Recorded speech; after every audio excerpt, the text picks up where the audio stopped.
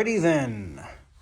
So low, idle, stalling, running bad issue, 93 Chevy S10, 4.3 liter VIN code Z motor.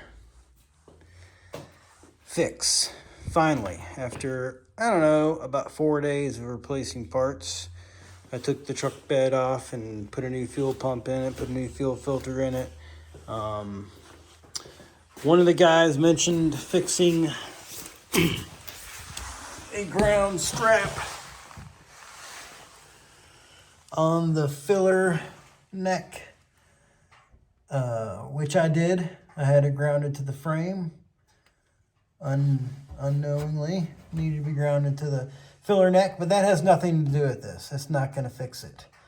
That is to keep you from blowing up at the gas pump if the gas pump nozzle sparks somehow. That ground keeps that from happening. Pretty sure there is a separate ground on the fuel pump. If you lift up the truck bed, super easy, 8 bolts, 8 big bolts, and a harness back here. And the easiest way to disconnect the filler neck thing, don't disconnect all these little screws here. Just take this one and this one off.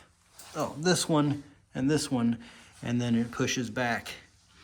You can lift the truck bed up. Super easy. I used 4x4 to space.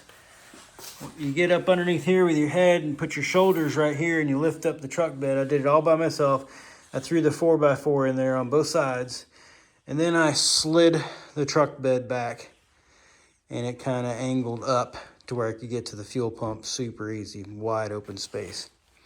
I put a new factory fuel pump in, fuel filter, fixed that ground strap. This ground strap here, it has been said if you disconnect this ground strap here, somehow this feeds back into the computer, the tail light section here. And when I had this tail bed back, I had to disconnect this wire. And I noticed all of a sudden the fuel pump didn't have any power.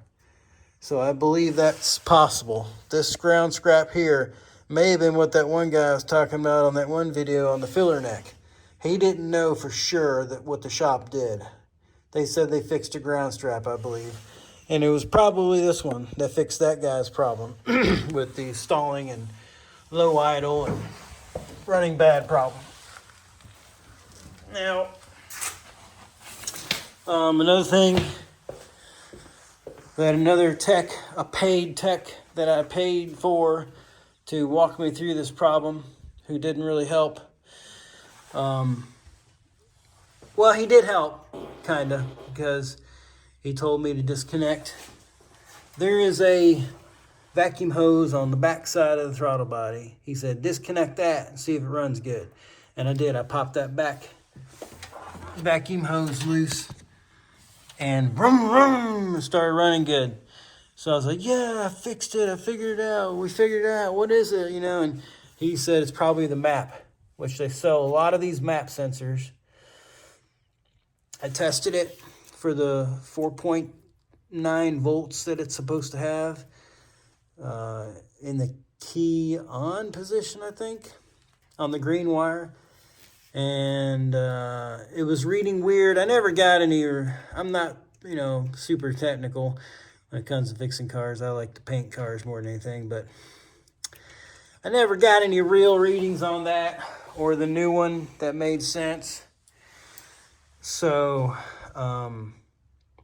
another buddy of mine said, and it didn't fix the problem. It still ran bad when I replaced that. It said factory GM part on the Amazon listing, and I paid too much for it. And it says made in China on the back. So that didn't fix it. But if you do replace this, if you can't afford it, I would suggest going to Napa or somewhere and getting a factory GM map. Another thing that I noticed, and my buddy told me to do, is disconnect this temperature sensor plug. This is for the computer temperature sensor. And it ran good when I did that. So I was like, oh my God, it's a temperature sensor. He said, yeah, it's probably what it is. And I replaced that, and it didn't fix it. This down here on the side of the block with the one wire is the actual temperature sensor for the gauge. I don't know why they don't put them together. But that has nothing to do with it. It would be this one. Some people can fix it with this. Some people can fix it with that. Some people can fix it with that background strap. Some people can fix this problem with the fuel pump, fuel filter. I replaced everything. And the fix was, drum roll please,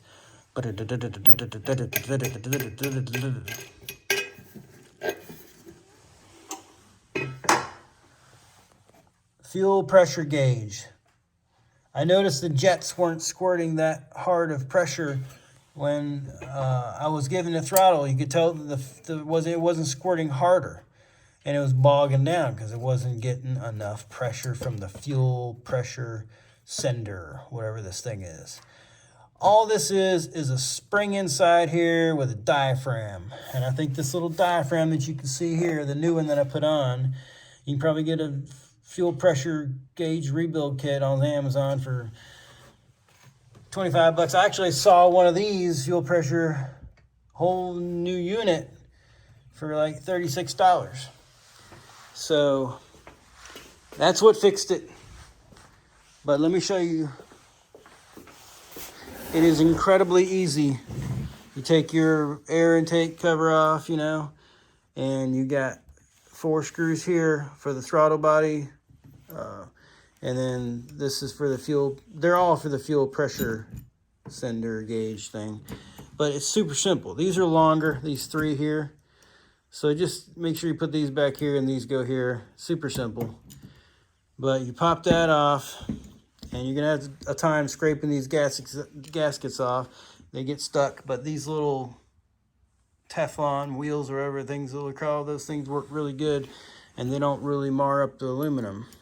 But so you can do this on the car. You don't have to take this off. This is my old throttle body.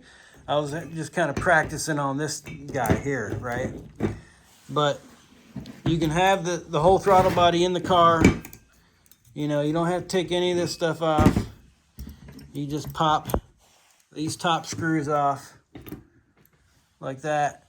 This comes out of the car by itself. And then you take these 4 screws here loose.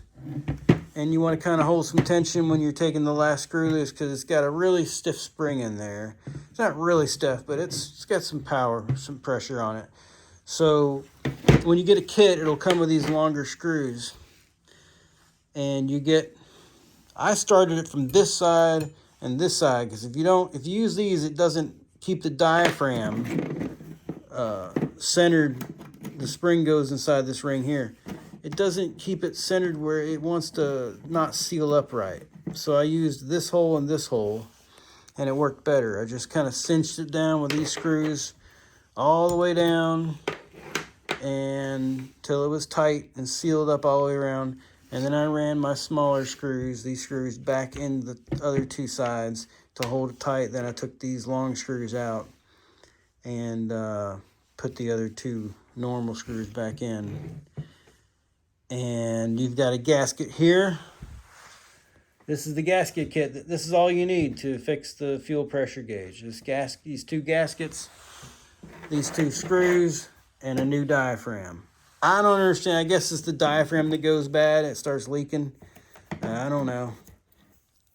This one here is from my original one, which never had a problem. But you can tell it's a little flimsy, and if it starts to lean to one angle, it probably loses the pressure because the spring doesn't have the tension on it that it should. It's my assumption, my guess. But yeah, some people say it's the fuel injectors. But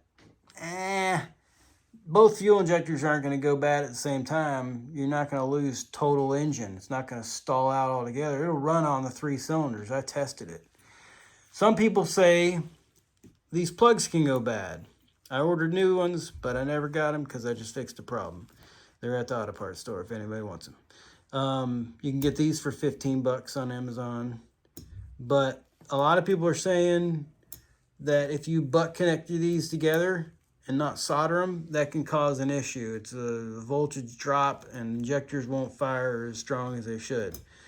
Mine were butt connected together because I replaced the throttle body years ago with similar issues, and but it fixed it. The butt connectors worked fine, but I went ahead and soldered them back anyways.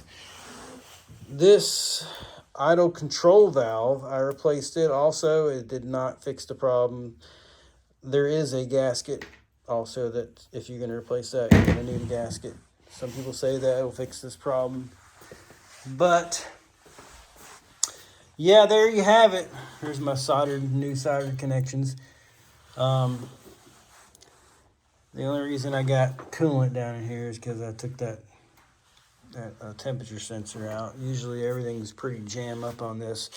It's only got 110,000 miles on it, and I've got brand new upgraded crossroads slotted rotors, newer model front end, basic front end, lower gear rear end, all kinds of stuff.